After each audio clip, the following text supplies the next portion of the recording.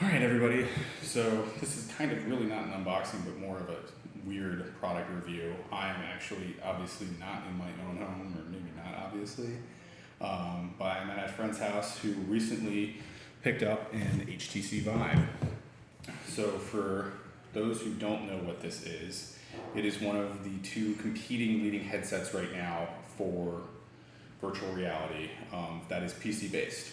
So this one, as you can tell, looks kind of interesting. There's actually these pockets here that support lasers for stuff like the Lighthouse for what's called roomscale VR. And this is a little bit different than the main competitor Oculus, who has a camera that's basically sitting in front of the computer because it's designed more so to sit in front of the computer. That being said, Oculus is coming out with something similar to what the Vive controllers have now, called the called the Oculus Touch, which does allow more of a movement rather than a keyboard or even what currently is packaged in the box, a Xbox One controller. Just actually got my hands on one of these today, so tried it out with a couple different games. It's actually very cool. They have very specific, nicely done lenses. The headset is made of a fabric and neoprene material that does have the ability to adjust literally all three areas here. There is also the ability to plug in your own headphones, which is very important for a lot of games that require quote-unquote 3D audio.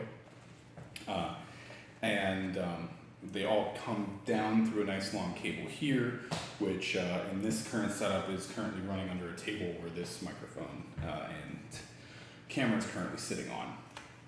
So it's a pretty solid build. It's not too heavy. There is some ventilation around the earpieces. There are actually cutouts as well for glasses, which is pretty nice. Still a little bit warm, very similar to what I experienced with PSVR, but this is different in terms of how it actually is on your head. This is actually kind of strapped on and around, as opposed to the PSVR, for instance, where it's really more of a HoloLens kind of setup where it's a cradle on your head and then it kind of flips down in front of your vision. The Vive comes with a bunch of different things in the box. That's why it's the most expensive headset out in the market currently. It does come with two controllers. They have touchpads here, they have triggers, and they also have various laser positioning parts for the Lighthouse. You have one here and then one that's out of the camera shot over there, and that basically makes you a nice box square grid as you're seeing here, which allows you to again have the room scale VR where you can actually move around, shoot stuff, do a bow and arrow, hack stuff away, turn behind you, stuff like that. So obviously, in the sake of the Wii, they have hand-holding parts as well, which is also kind of pretty cool. So it's something where it's definitely a very, very cool device, and if you have the PC that can run it, which is not cheap. In this current instance, my friend who's actually got this had to upgrade his video card because he realized that this wasn't really working too well on it. So it's something where if you have the ability to run it, it's definitely worth it. It's a lot of fun. But this is also kind of the current Cadillac, if for a bad term, of VR at the moment.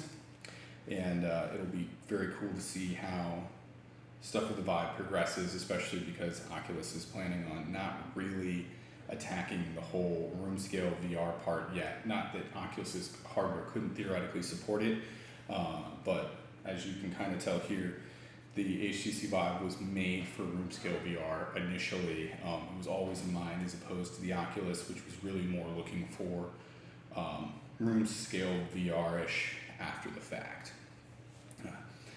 There's also one thing you'll probably see here, and I'll kind of zoom it up to the camera a little bit, is there is a nice little camera here where it allows you, when you're actually playing games, if you need to look at your keyboard or check your phone or something like that, you can actually flip on a camera which will just show you what you're looking at without taking off the headset, which can be helpful for extended periods of time, but not necessarily always needed,